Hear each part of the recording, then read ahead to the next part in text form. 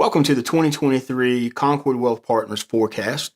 I'm Wade Lopez, founder of Concord Wealth Partners, and to my right is Gary Aiken, the Chief Investment Officer at Concord Asset Management. Gary, welcome. Thanks, Wade. Great to be here. Well, glad to have you, and we've got a lot to discuss. And Gary, I think we have a good idea of what our clients have on their mind right now. Of course, it's inflation, the stock and bond markets, and a recession, whether it's looming or not. So, Gary, let's go right into the agenda.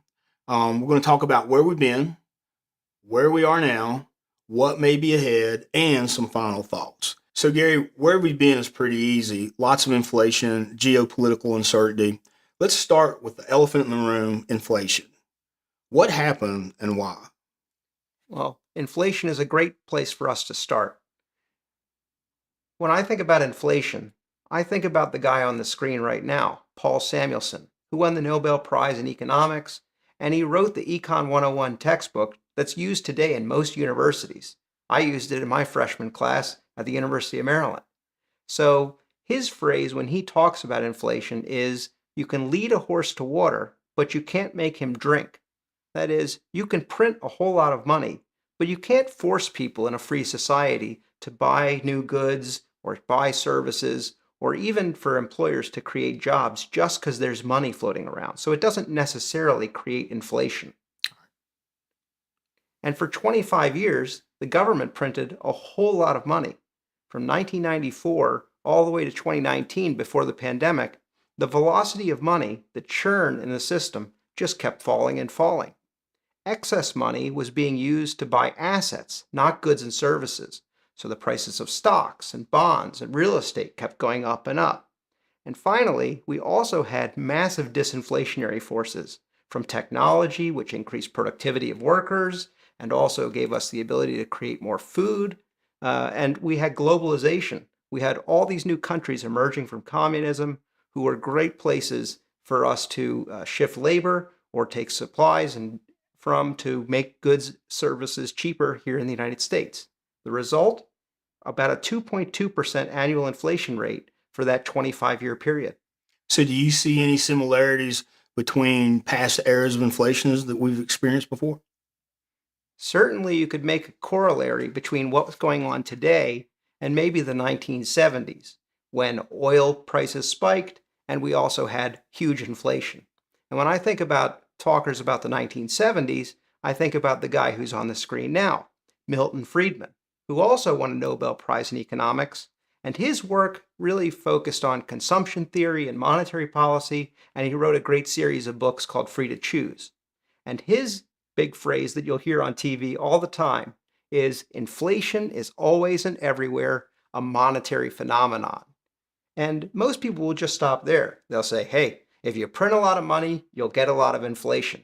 But that's not the whole story, because the second part of his quote is that it requires a more rapid increase in the quantity of money than an output. That is, you have to have too much money chasing too few goods, and in that case, then you get inflation. So do you think that's the reason that it was caused by COVID? Certainly, COVID created a new set of dynamics in the system. If you look at the chart on the screen right now, you'll see the quantity of money per unit of output. And that's what Milton Friedman was talking about. Quantity of money, I'm using M2. And unit of output, I'm using nominal GDP. And you can see that that tracks very closely for a number of years. Inflation was not out of control. When the pandemic hit, what did we do? The government printed a whole lot of money and the money supply exploded. Also, because there were lockdowns, there were supply chain shocks. So there were fewer goods. And so we had that soup. We had too much money chasing too few goods, and the result was historic inflation. So if we had too much money chasing too few goods, what's the cure? Well, for us in investments, we're focused on the Federal Reserve. And the Federal Reserve really can only impact one thing, which is the money supply. The equation on the screen is called the equation of exchange, and it says the money supply, M, times velocity, the churn in the system, is equal to the change in prices, inflation, times the change in output, GDP. And so what the Fed is doing right now is reducing the money supply, both through increasing the federal funds rate and through selling bonds and quantitative tightening. This, we hope, will lower the churn of money in the system while raising interest rates further. As interest rates go up, people make different choices about what they're going to do. And so they'll choose to save rather than spend, or to save versus invest. And so there'll be fewer goods being sought after by fewer dollars, and we hope that that will lead to less inflation. Seems like there's some major risk exposure the Fed gets this wrong. Certainly. One of the risks is that they don't know exactly when their policy is going to take effect. And Milton Friedman used to say that monetary policy acts in long and variable lags. And you'll hear lots of people quoting that on news networks. And Friedman had to use an analogy to explain it best. He used what he called the fool in the shower, which is maybe you go to a new hotel that you've never been to before, and you have a hot and a cold faucet, right? And you turn on the hot water, and it takes a while for the hot to come on. But then it gets really hot, so you turn on the cold, but it takes a while for the cold to come in, and then it's too cold. So getting it just right is really hard. Right. Same for the Fed. So that addresses the Fed and the actions here in the U.S., but what about the rest of the world? That's an important insight as well. There is something else missing, which is the rest of the world. The Fed doesn't act in a vacuum, and we are not the only people on the planet. So what happens outside the United States has a big impact on what happens inside the United States. So geopolitical events like China locking down their economy, that has an impact. Energy shocks like the war in Ukraine increasing oil prices, that also has a big effect. So before we move on, why don't we restate the themes you think will carry over from 2022 into this year? I think that's crucial because all of the things that were with us in 2022 are going to remain important for us as investors in 2023. The Fed is still tightening monetary policy. The war in Ukraine is still going on, and China is still trying to figure out how and if to emerge from its COVID-19 lockdowns. Okay, so that's where we were. Let's move next to where we are and give consideration to those themes that are bleeding over into 2023. So let's dive right into it, the financial markets. Well, anybody that had an investment portfolio knows how 2022 went. And unfortunately, we do.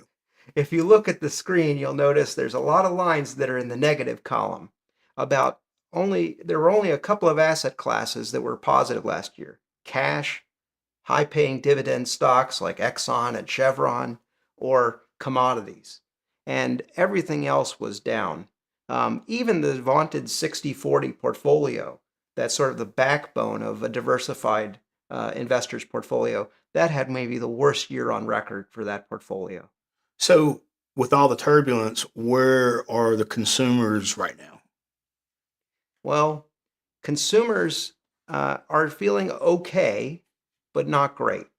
And so when we start looking at the consumer, the first thing I take a look at is disposable income. And this chart will show in the solid line, U.S. personal disposable income. The dotted line is the same amount, but excluding government transfer payments like Social Security or pandemic relief. And you'll notice that for many years, the two moved up in lockstep. That is, the consumer was doing pretty good. In 2020, the government saved the consumer by printing a lot of money, but that created massive inflation in 2021. And so at the end of last year and going into this year, the real purchasing power of the U.S. consumer is basically flat to where it was before the pandemic. So Gary, if there's been no real increases in wages, that has to be impacting the consumer's ability to spend, right? Ability to spend, perhaps. Desire to spend, Right. Definitely not. Right. U.S. consumers love to spend money. And for the majority of the pandemic, we were locked in our houses and we weren't spending. So you can see on this chart, the bars represent billions of dollars going into savings accounts or coming out of savings accounts. And so until we got the vaccines, consumers were saving that money. Once we got the vaccines, the solid bars turned negative and consumers started spending that surplus down. And instead of saving, the savings rate has now dropped to 2.4%, the lowest since July 2005 and many years before that. So besides just depleting their savings, consumers are going back to what they used to do as well, which is lean on their credit cards. So credit card balances are up 8% higher than they were at the start of the pandemic. And if you add in car loans and student loans and other non-mortgage debt, that's 12% higher than before the pandemic. So consumers have been drawing down their savings and adding to their credit card balances for 20 straight months. That's a lot of negative news when you take in inflation, COVID, and the war in Ukraine. And I'm going to guess consumers are pretty worried right now. Well, consumers say they're feeling terrible. And the chart on the screen right now is the University of Michigan Consumer Sentiment Index. And that index measures how consumers tell the surveyors they feel about economic conditions today. And you can see that they really haven't felt this bad since the Great Recession. And I think it's interesting, though, because I like to read below the line. And if you dig down into the survey, if you ask individuals, do they think inflation will be higher or lower next year? They think it will be lower. If you ask them about their own personal financial situation, will you be better off next year than you are this year? They say, I'll be better off. And so there's a bubbling optimism below the surface there because consumers can hang on. Rents have stopped going up as much as they were, and housing prices are coming down. So we've passed peak housing unaffordability. Also, consumers can handle that mortgage. They can handle the rent. They can handle their credit cards as long as they've got a job. Gary, since you mentioned jobs, let's talk about the nation's largest employer, which of course is small business owners.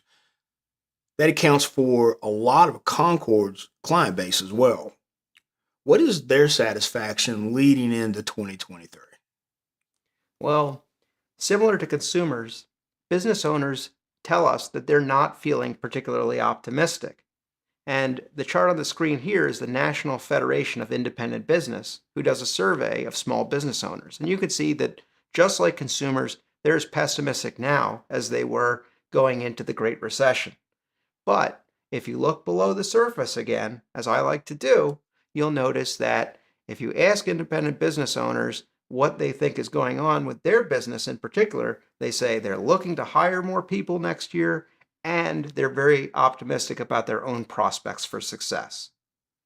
And that makes sense, those survey results, when you take a look at something like the job market.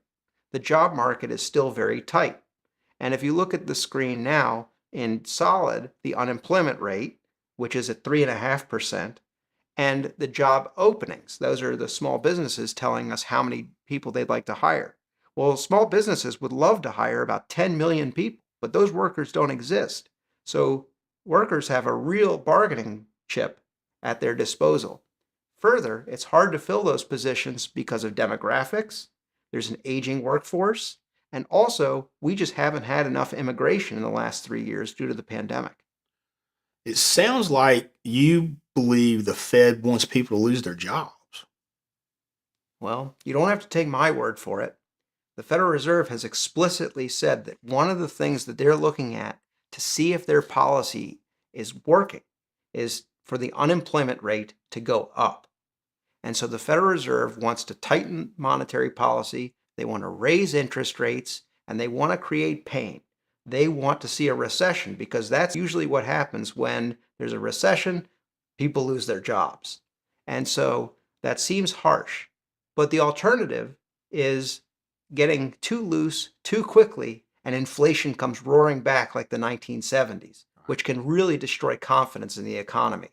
So Chairman Powell and the Fed are committed to keeping things tight, even if that means a recession and people losing their jobs, until they meet their 2% inflation goal.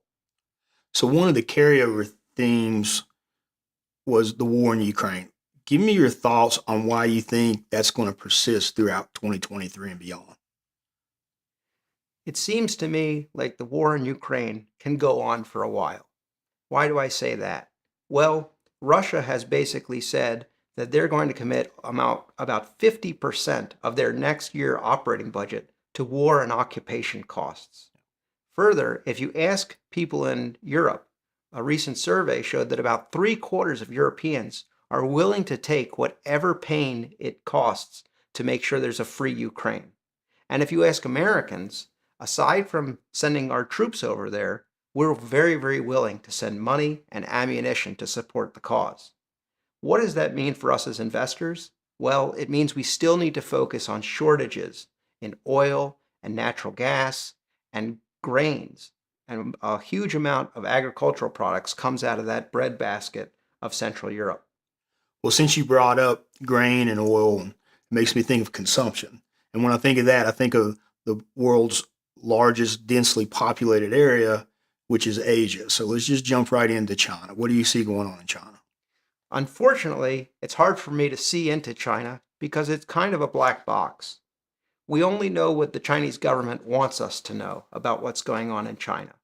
And what they want us to know right now is that their Chinese PMIs for both manufacturing and services are showing a contraction. So a real slowdown due to the COVID lockdowns. Also, because they've been locked down, they haven't had a huge amount of government stimulus like we have had in the United States.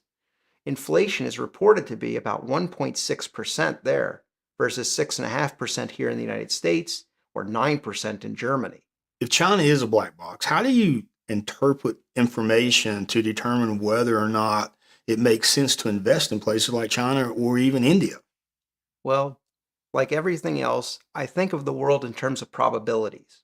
And so there's the most probable outcome right now is that China will reopen. And then I think about what that means for other places and other investments. For instance, if China reopens, they're going to use a lot more industrial commodities, metals, oil, copper, those types of things. And where do those come from? Well, a lot of it comes from the emerging markets. So maybe the emerging markets aren't a bad place to invest if China reopens. But there's another side to that, which is those are things that we need here in the United States as well. And so it could put price pressures and keep inflation high in the United States, meaning interest rates might have to stay high for longer too. So, Gary, we just talked about where we've been, where we are. So, let's look into your crystal ball and let's talk about where you think we're going to be going in 2023. In 2022, the Fed was extremely active. This chart shows the effective Fed funds rate, and you can see that the Fed started off slowly, but then ramped it up pretty good. We went from 0 to 4.25% in 1 year, when most economists at the beginning of the year thought we might get to 2 or 2.5%. That was a big driver of why we had such negative returns last year. I think the Fed is going to continue to raise rates just like they say they are. And so the Fed will continue to be active and short-term rates will go higher, but probably not as high and not as fast as they went higher this year. All right. So, you just said you think short term rates are going to go higher. So, I still don't understand, why do you think we're heading for a recession? Well, short-term rates aren't necessarily an indicator that there's a recession or going to be a recession or not. But an inverted yield curve usually means that there's going to be a recession. An inverted yield curve is when short-term rates are higher than long-term rates. And you can see here that the 6-month and the 1-year and the 2-year rates are higher than the 10-year and the 30-year rates. And when the rate curve is inverted, it means that people want to save more in the short term and not invest for the long term. So if you're thinking about building a new factory or buying new equipment, the hurdle rate for that has to be much higher. And it's easier to just put your money into short-term instruments than do that. And what happens is demand cools. And when demand cools, growth slows. And if it slows so much that it goes negative, that's a recession. So, our base case, you say, is a recession for 2023. Yes, sir. Okay. So, if that's going to happen, then what's going to happen to corporate equities, stock market here in the U.S.? Well, corporate profits are really the mother's milk of stocks. And this is where it gets pretty interesting because usually in a recession, corporate profits either decline or at least stop growing. But I can see a scenario this year where, because of inflation, revenues continue to go up because companies can pass on those price increases to their customers. At the same time, US companies have been very resilient at keeping their margins high.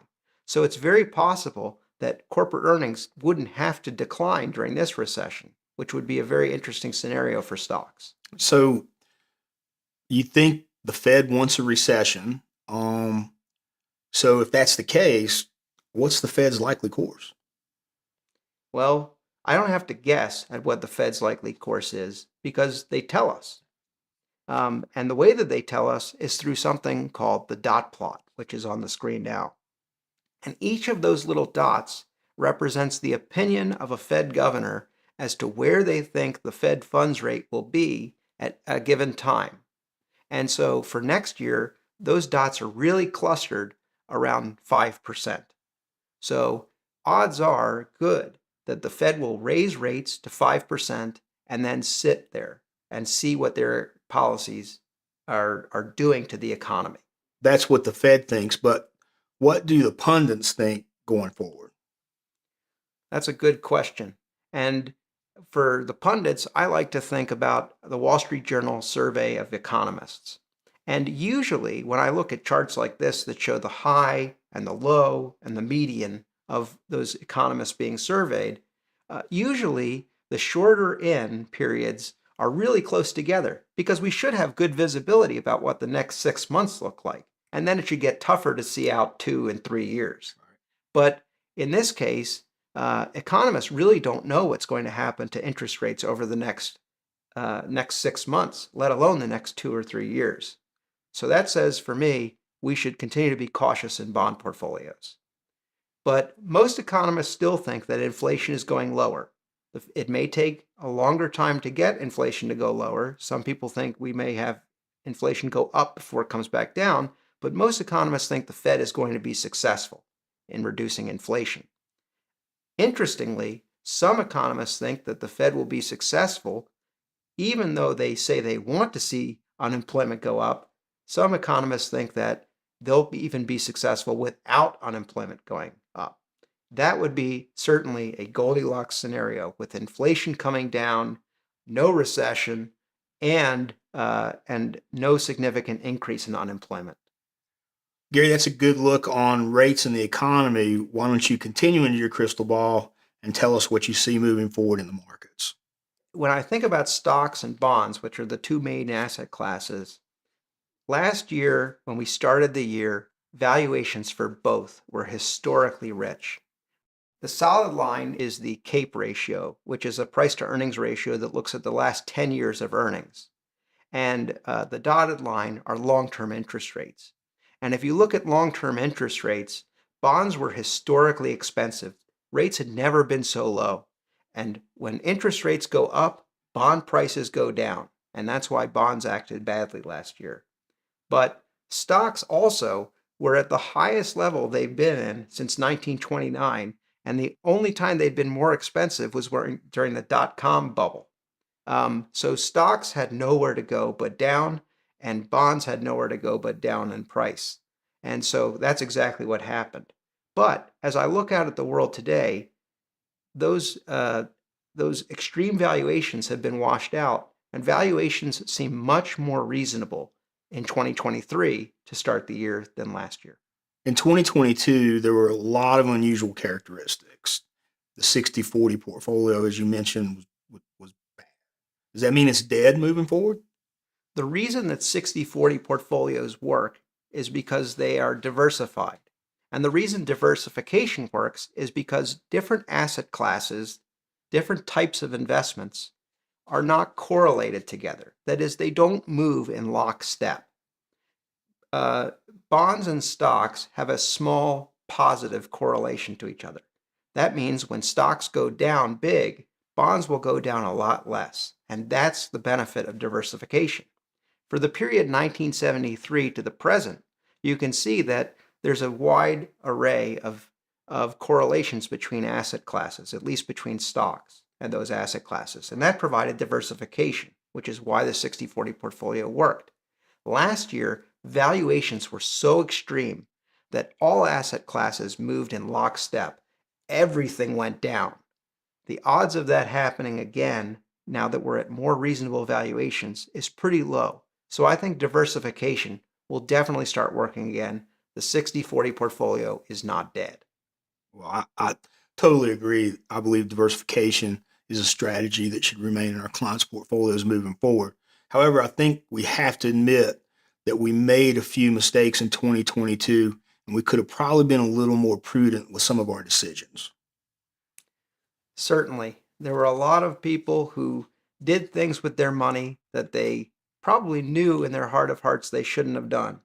And when interest rates are at 0%, there was a word, TINA, going around. There is no alternative. Right. So you had to buy risky assets. The Fed was compelling people to take risk.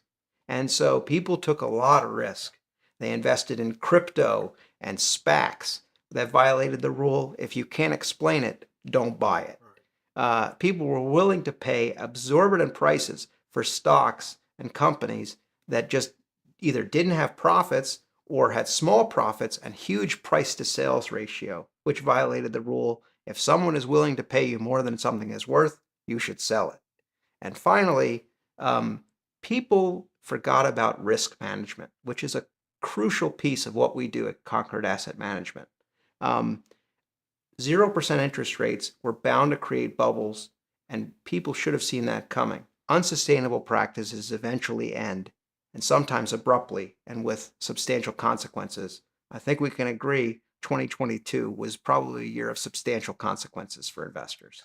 We can. And you mentioned a little while ago that year over year, compared to last year, stocks and bonds are a little undervalued, and we might see some opportunity in those. But moving out of the U.S., do you see opportunities elsewhere? At Concord Asset Management, we're always thinking about relative value. So we're always looking around the world at what may be an interesting place to invest. The U.S. market tends to sell a lot overseas. So if you're investing in companies in the S&P 500, usually more than half of their revenues are coming from places overseas. But sometimes there are opportunities to invest in companies or in bond markets overseas. The things that I would advise are to look for structural changes in the U.S. that make the U.S. less competitive, or structural changes in other countries that make them more competitive than they used to be. Right. The second thing is we have to have a view on the dollar, because a lot of our great returns overseas can get eaten up if the currency goes the wrong way. And finally, we've got to look to invest in places with political stability, that believe in capitalism and the rule of law. Investing in China, very difficult. People who were invested in Russia got destroyed. We've been talked about where we were in 2022, the carryover into 2023, where we are today, and where you think we're going. Let's end this with some final thoughts. Absolutely. In a year like 2022, going into 2023, where it was sort of a roller coaster of emotions, 80% of investment returns come from asset allocation. But there's an emotional component to investing. And so if you can't control your emotions, Warren Buffett says, you can't control your money.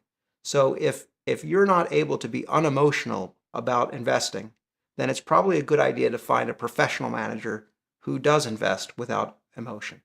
What should we do next? Well, in Concord Asset Management portfolios, we're definitely weighting the United States over international markets.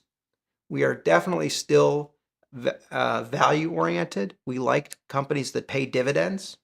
And in the bond markets, we think it's important to be short duration and high quality versus long duration and low quality. Finally, we think it's really important for everyone to have a trusted financial advisor and to have a plan. And Gary, obviously, I couldn't agree more about having a plan. But also, it's important for you to let your advisor know if there's been any changes in your life. For example, maybe you have a new family member, cheap shot for me to use my grandson here. Maybe you have a wedding coming up or a job transition. But whatever it is, That's important and can be as important as the stuff we've discussed here today. So please let your advisor know if anything's changed in your life. Gary, it was a pleasure. A lot of great information. I really enjoyed it. Thanks, Wade. Happy investing in 2023. I hope you're correct. And for any of you that would like to have the slides, please use the information provided on your screen. And thank you for your time. And we look forward to seeing you at the halftime report in July.